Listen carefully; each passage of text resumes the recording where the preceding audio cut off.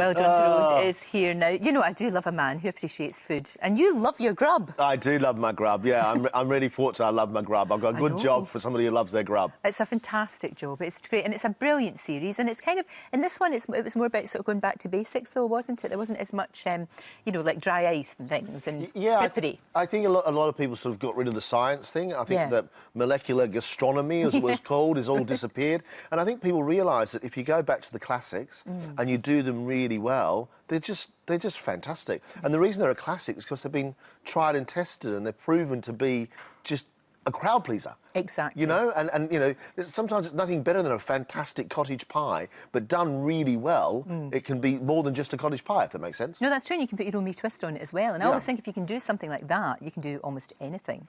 You know, it's quite hard to make an omelette, like a really, really good omelette. I mean, anybody can do an omelette, but to make it, like, perfect. Yeah, and that's the point of it. And I think, you know, if you talk about professional chefs, they do push it just that little bit more, and they try to hone it, and they try to make it absolutely perfect. And, you know, if we look at the series right now with Masterchef, we've got to remember these guys are amateurs. These are people who've taught themselves how to cook in their own kitchens, and it stuns me, and I think it's just a brilliant, brilliant series. No, you're absolutely right, because you do forget that that's not their real job, you know, that they are self-taught. You're absolutely right. And under such a lot of pressure. And also, don't forget, they've given up all their time. They're not paid for this.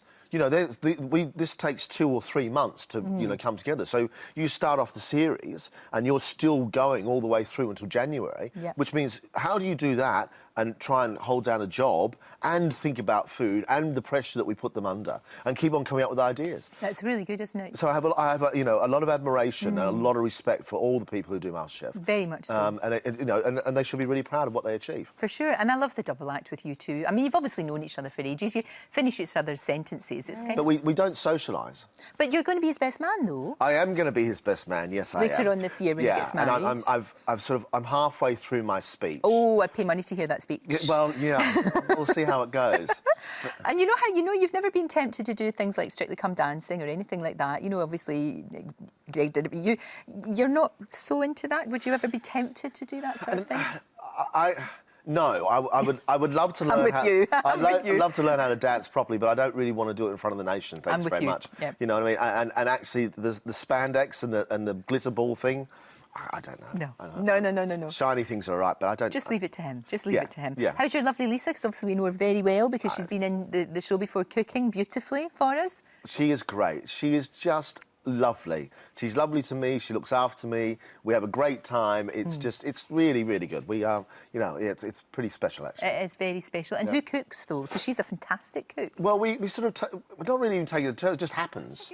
Right. You know, we've got this sort of great relationship where things just happen, and it means that, you know, she might be doing something in the kitchen and I might, you know, come and help, or she might come and help me, but the kitchen is sort of the hub, and it's where we spend all our time, because we're either writing books or we're developing recipes or we're doing all sorts of stuff, because besides doing MasterChef, you know, I'm writing cookbooks, I'm writing for magazines, all those things. So you're always testing recipes, always doing stuff in your own kitchen, and that means that becomes the sort of the heart of the home. No, of course. And the kitchen is the heart of the home, of course it is. It absolutely is. And lots of chat goes on, and kids running backwards and forwards and all sorts of stuff, and it's good, yeah, it's really good. When you walk into a restaurant, though, can you hear the chef in the kitchen screaming, "Oh, no!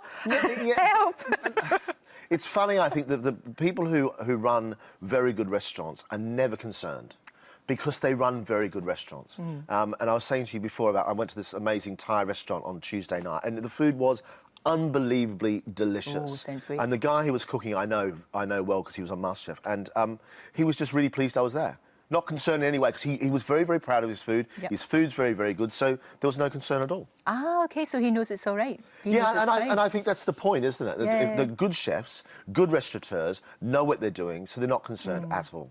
Well, the thing about it in Britain, though, is we're a lot better than we were, an awful lot better than we were, but there still are some places that aren't great, but we don't complain.